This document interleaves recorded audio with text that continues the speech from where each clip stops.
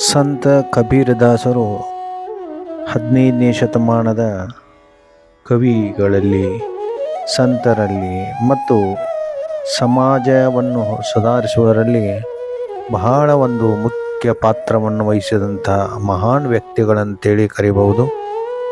ಅವರು ಈ ಒಂದು ವಾರಣಾಸಿ ಕ್ಷೇತ್ರದಲ್ಲಿ ಅಥವಾ ಕಾಶಿ ಕ್ಷೇತ್ರದಲ್ಲಿ ಅವರು ಜನ್ಮವನ್ನು ತಾಳಿದರು. ಅವರು ಸಾಮಾನ್ಯವಾಗಿ ಹಿಂದೂಗಳಿಗೆ, ಮುಸ್ಲಿಮರಿಗೆ ಮತ್ತು ಕ್ರಿಶ್ಚಿಯರನ್ನು ಮತ್ತು ಸಿಖ್ಖರಿಗೆ ಧರ್ಮದ ಬಗ್ಗೆ ಬಹಳ ಒಂದು ಜಾಗೃತಿಯನ್ನು ಮೂಡಿಸಿದಂಥ ಮಹಾನ್ ವ್ಯಕ್ತಿ. ಅದು ಕಬೀರ್ ಅನ್ನುವಂಥ ಶಬ್ದವನ್ನು ಇಸ್ಲಾಮದಲ್ಲಿ ಶ್ರೇಷ್ಠತೆ ಅಂಥೇಳಿ ವರ್ಣನೆಯನ್ನು ಮಾಡ್ತಾರೆ. ಆ ಒಂದು ಕಬೀರದಾಸರು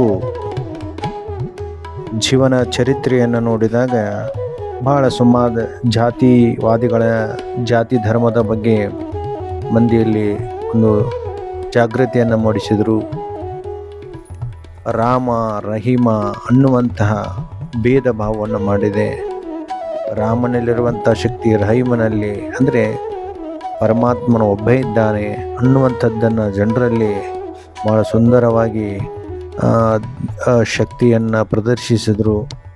ಅದರ ಜೊತೆಗೆ ಕಬೀರದಾಸರು ದೋಹೆಯನ್ನು ಬರೆದರು. ಅಂದರೆ ದೋಹೆ ಅಂತಂದ್ರೆ ಪದ್ಯಗಳನ್ನು, ಆ ಒಂದು ನಾವು ವಚನಗಳಂತ ಹೇಳಿ ಕರಿತೀವ, ಅದೇ ರೀತಿ ಕಬೀರದಾಸರು ದೋಹೆಯನ್ನು ಬರೆದರು. ಅದನ್ನು ಬೀಜಿಕೆ ಅನ್ನುವಂಥ ಒಂದು ಪುಸ್ತಕದಲ್ಲಿ ಅದನ್ನು ಬರೆದಿಟ್ಟಿದ್ದಾರೆ. ಅದರ ಜೊತೆಗೆ ಮುಂದೆ ಕಬೀರದಾಸರು ಆ ಒಂದು ವಾರಣಾಸಿ ಕ್ಷೇತ್ರದಲ್ಲಿ ಅಷ್ಟೇ ಅಲ್ಲ, ಇಡೀ ದೇಶದ ತುಂಬ ಒಂದು ಧರ್ಮದ ಬಗ್ಗೆ ಪ್ರಚಾರ ಮಾಡಿ, ಧರ್ಮದ ಬಗ್ಗೆ, ಧರ್ಮ ಅಂದರೆ ಏನು ಅನ್ನುವಂಥದ್ದನ್ನು ಜನರಲ್ಲಿ ಒಂದು ಮೂಡಿಸಿದರು. ಜನರಲ್ಲಿ ಒಂದು ಕಪಟ ವ್ಯಕ್ತಿಗಳು ಹೆಂಗಿರ್ತಾರೆ ಅನ್ನುವಂಥದ್ದನ್ನು ಅವರು ಒಂದು ಉಪದೇಶದಲ್ಲಿ ಹೇಳ್ತಾರೆ. ಕಪಟದ ಉದ್ದೇಶ ಇದ್ದವರಲ್ಲಿಗೆ ಹೋಗಬೇಡ. ದಾಳಂಬರಿ ಗಿಡದ ಮೊಗ್ಗುಗಳು ಕೆಂಪಾಗಿರುತ್ತವೆ, ಆದರೆ ಅದರ ಒಳಗೆ ನಾವು ನೋಡಿದಾಗ ಅದು ಶ್ವೇತವರ್ಣ ಎಂಬುವಂಥದ್ದು ಬಿಳಿಯಾಗಿರುತ್ತೆ. ಅದೇ ರೀತಿಯಾಗಿ ಕಪಟ ವ್ಯಕ್ತಿಗಳ ಚಿತ್ತವು ಕಟುಲತೆಯಿಂದ ತುಂಬಿದ್ದರೂ ಅವರು ಎಲ್ಲರೂ ಕೂಡ ಕೂಡಿಕೊಂಡಿರುತ್ತಾರೆ. ಅವರ ಸ್ವಭಾವವನ್ನು ನೋಡಿದಾಗ ದುರ್ಜನರಿಂದ ನಾವು ದುರ್ಜನರ ಒಂದು ಕನ್ನಡಿಯಂತೆ ಹಿಂದೆ ಒಂದು ಥರ ಇರ್ತಾರೆ, ಮುಂದೆ ಒಂದು ಥರ ಇರ್ತಾರೆ ಅನ್ನುವಂಥದ್ದನ್ನು ಜನರಿಗೆ ಬೋಧನೆಯನ್ನು ಮಾಡಿದರು. ಅದೇ ರೀತಿಯಾಗಿ ಪ್ರೀತಿ ಪ್ರೇಮಗಳಿಂದ ಕುಡಿಯರೊಂದಿಗೆ ಹೋಗಿ ಅವರ ಜೊತೆಗೆ ಒಂದು ಸಂಗತಿ ಬೆಳೆಸಿರಿ. ಯಾಕಂದರೆ ಅವರು ಒಳಗೊಂದು ಹೊರಗೊಂದು ಇಟ್ಟುಕೊಂಡಿರುವುದು ಏಕೆ, ಕೂಡಿಕೊಂಡು, ಅಂದರೆ ಅವ್ರ ಉದ್ದೇಶ ಏನಪ್ಪ ಅಂತಂದರೆ ಒಳ್ಳೆಯವರ ಒಂದು ಸಂಗತಿಯಲ್ಲಿ ನೀನು ಇದ್ದಿದ್ದಾದರೆ ನಿನಗೆ ಸಾಫಲ್ಯತೆ ಆಗ್ತದೆ. ಅದೇ ರೀತಿಯಾಗಿ ಒಂದು ಸಿಟ್ಟಾಗಿ ಒಂದು ಮಾತು ಹೇಳ್ತಾರೆ, ಒಳಗೊಂಡು ಹೊರಗೊಂದು ಇಟ್ಟುಕೊಂಡವರನ್ನು ಏಕೆ ಕೂಡಿಕೊಂಡು ಸಾಯುವಿರಿ. ಅಂದರೆ ಒಳಗೊಂದ ಸ್ವಭಾವ ಇಟ್ಟಿರ್ತಾರೆ, ಹೊರಗೊಂದು ಮಾತಾಡ್ತಿರ್ತಾರೆ, ಅವ್ರ ಜೊತೆಗೆ ನೀವು ಸೇರಿ ಯಾಕೆ ನಿಮ್ಮ ಜೀವನವನ್ನು ಸಾಯುತ್ತೀರಿ ಅನ್ನುವಂಥದ್ದನ್ನು ಉಪದೇಶವನ್ನು ಮಾಡಿದಂತಹ ಮಹಾನ್ ಸಂತಹ ಈ ಕಬೀರರು. ಕಬೀರದಾಸರು ತಮ್ಮ ದೋಹೆಯಲ್ಲಿ ಉಪದೇಶವನ್ನು ಮಾಡ್ತಾರೆ. ದೋಹೆ ಅಂದರೆ ವಚನಗಳು ಅಂತ ಹೆಂಗೆ ನಾವು ಕನ್ನಡದಲ್ಲಿ ಕರಿತೀವಲ್ಲ, ಅದೇ ರೀತಿಯಲ್ಲಿ ಅವರು ದೋಹೆಗಳನ್ನು ಬರೆದರು. ಅದರಲ್ಲಿ ಒಂದು ದೋಹೆಯನ್ನು ನಾವು ಈಗ ಚರ್ಚೆ ತಗೋಣ. ಈಸತನ ಧನ ಕಿ ಕೋನ ಬಢಾಯಿ, ಈಸತನ ಧನ ಕಿ ಕೋನ ಬಢಾಯಿ, देखत नयनों में मट्टी मिट्टी मिलाई, देखत नयनों मैं ಮಟ್ಟಿ ಮೇಲಾಯಿ. ಈ ನಾವು ಮಾಡಿದಂಥ ಸಂಪತ್ತ ಶರೀರು, ಇದಕ್ಕೆ ಅಧಿಕಾರಿಗಳು ಯಾರು? ದೇಕತ ನಯನೋ ಮೈ ಮಿಟ್ಟಿ ಮೇಲಾಗಿ. ಇಷ್ಟೆಲ್ಲ ಸಂಪತ್ತವನ್ನು ನಾವು ಸಂಪಾದಿಸಿದರೆ ನೀನು ಹೋಗಿ ನಿನ್ನ ಕಣ್ಣುಗಳ ಮೇಲೆ ಮಣ್ಣವನ್ನು ಹಾಕಿ ಇಡ್ತಾರಲ್ಲ, ಅಂದರೆ ಇದಕ್ಕೆ ವಾರಿಸ್ತಾರೆ ಯಾರು?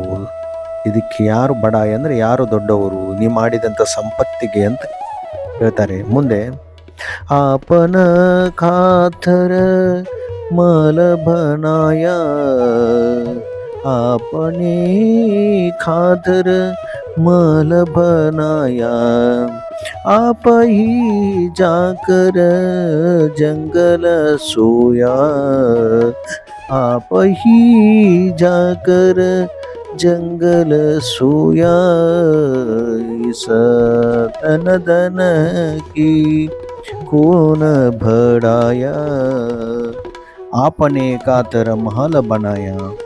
ನೀನು ನಿನಗಾಗಿ ದೊಡ್ಡ ದೊಡ್ಡ ಮಹಲ್ಗಳನ್ನು ಕಟ್ತೀಯಲ್ಲ, ಮನೆಯನ್ನು ಕಟ್ತೀಯಲ್ಲ. ಆದರೆ ಆಪಹಿ ಜಾಕರ ಜಂಗಲ ಸೂಯ, ಯಾವಾಗ ನಿನ್ನಲ್ಲಿರುವಂಥ ಪ್ರಾಣ ಹೋಗ್ತದ ಆವಾಗ ನಿನ್ನನ್ನು ಒಂದು ಜಂಗಲ ಕಾಡಿನಲ್ಲಿ ಹೋಗಿ ಏನು ಮಾಡ್ತಾರಂದರೆ ನಿನ್ನನ್ನು ಮಣ್ಣಿನಲ್ಲಿ ಇಟ್ಟು ಬರ್ತಾರ ಅಂತ ಹೇಳ್ತಾರೆ ಕಬೀರರು. ಹಾಡ ಜಲೆ ಜೈಸೆ लकड़ी मूली, हाड़ जले जैसे लकड़ी मूली, बाल जले जैसे घास की फूली. ಯಾವ ರೀತಿಯಾಗಿ ಹಾಡ ಜಲೆ ಜೈಸಿ ಲಕ್ಕಡಿ ಮೂಲಿ, ಯಾವ ರೀತಿಯ ಕಟ್ಟಿಗೆಯಲ್ಲಿ ನಿನ್ನನ್ನು ಸುಟ್ಟು ಬಿಡ್ತಾರ, ಅದೇ ರೀತಿಯಾಗಿ ಬಾಲ ಜಲೆ ಜಯಿಸಿ ಘಾಸಕ್ಕಿ ಫೂಲಿ, ಯಾವ ರೀತಿ ಹೂಗಳು ಎಲ್ಲಿವರೆಗೆ ಉಪಯೋಗ ಇರ್ತದೆ ಅಲ್ಲಿವರೆಗೆ, ಯಾವಾಗ ಹೂ ಬಾಡ್ತದೆ ಅವಾಗ ಅದನ್ನು ಏನು ಮಾಡ್ತಾರೆ, ಘಾಸಕ್ಕಿ ಫೂಲಿ, ಅದನ್ನು ತೆಗೆದು ಒಗೆದು ಬಿಡ್ತಾರೆ. ಅದೇ ರೀತಿಯಾಗಿ ನಿನ್ನ ಜೀವನವೂ ಇದೆ.